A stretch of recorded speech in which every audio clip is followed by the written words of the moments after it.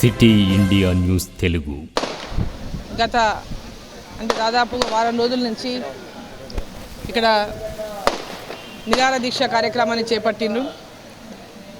వాళ్ళకి ఇండ్ల స్థలాలు కానీ ఇండ్లు కానీ ఇప్పటిదాకా ఈ ప్రభుత్వం ఎలక్షన్ల ముందు ఇచ్చిన హామీ నెరవేర్చలేదని, గత ప్రభుత్వం కూడా బీఆర్ఎస్ ప్రభుత్వం కూడా జర్నలిస్టులకు డబుల్ బెడ్రూమ్ ఇండ్లు ఇస్తామని చెప్పి ఆనాడు డబుల్ బెడ్రూమ్ ఇండ్ల మాట చెప్పి, అంతకుముందు నేను ఇక్కడ జిల్లాలో మంత్రిగా పనిచేసినప్పుడు ఆనాడు మంత్రిగా ఉమ్మడి ఆంధ్రప్రదేశ్లో మంత్రిగా పనిచేసినప్పుడు జిల్లాలో ఉన్నటువంటి జర్నలిస్టులకు అందరికీ కూడా, జిల్లా హెడ్ క్వార్టర్ జర్నలిస్టులకు అందరికీ కూడా వాళ్ళకి ఇంటి స్థలాల కోసం స్థలాలు పంపిణీ చేయడం జరిగింది.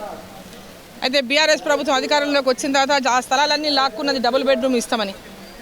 సో ఆ డబుల్ బెడ్రూమ్ కూడా ఇప్పటిదాకా వాళ్ళకి అందినటువంటి పరిస్థితి లేదు. మరి ఈ ప్రభుత్వం అధికారంలోకి రాకముందు జర్నలిస్టులకు అందరికీ కూడా ఇండ్ల స్థలాలు ఇస్తాం, వాళ్ళకు కూడా అందరికీ ఇండ్లు ఇస్తామని చెప్పి అధికారంలోకి వచ్చినటువంటి కాంగ్రెస్ ప్రభుత్వం కూడా ఈనాడు కాంగ్రెస్ పార్టీ ప్రభుత్వంలోకి వచ్చిన తర్వాత వాళ్ళని పూర్తిగా నిర్లక్ష్యం చేసింది. జర్నలిస్టులు అందరూ కూడా ఈరోజు ఇండ్లు లేవు, మాకు ఇండ్ల స్థలాలు లేవు, మేమందరం కూడా గూడు లేకుండా మా కుటుంబాలని మరి ఇవాళ అంటే సాగేటటువంటి పరిస్థితులు చాలా కష్టంగా ఉంది మాదందరిది కూడా. కాబట్టి ఒక జర్నలిస్ట్ కూడా మృతి చెందడం జరిగింది. ఎంతోమంది వయసు కూడా మళ్ళీపోయింది, అడిగి వాళ్ళు నిరాశ చెందిపోయి కూడా కొంత చనిపోయినటువంటి వాళ్ళు జర్నలిస్టులు.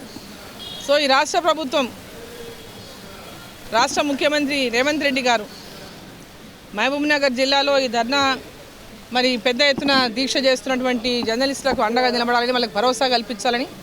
ఎందుకంటే దాదాపు ఇప్పటికే 19 నెలలు అవుతుంది అధికారంలోకి వచ్చి మీరు, మరి వాళ్ళు కోరుతున్నటువంటి కోరిక మీరు ఇచ్చినటువంటి హామీలో భాగమే.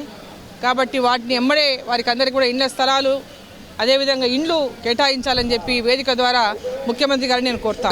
ఇండ్ల స్థలాలు లేని వారికి గుర్తింపు పొందిండ్రో, వాళ్ళకందరికీ ఇండ్ల స్థలాలు కేటాయించిండ్రో, తిరిగి వాళ్ళకి ఇప్పుడు ఇండ్ల స్థలాలు కానీ స్థలాలు ఉన్న వాళ్ళకి ఇండ్లు కానీ తప్పకుండా కేటాయించాలని కలెక్టర్ గారి దృష్టికి కూడా తీసుకెళ్తా. రాష్ట్ర ముఖ్యమంత్రి గారు దీన్ని వెంబడే స్పందించాలని, జిల్లా అధికారులను ఆదేశించాలని చెప్పి ఈ సందర్భంగా నేను కోరుతున్నాను.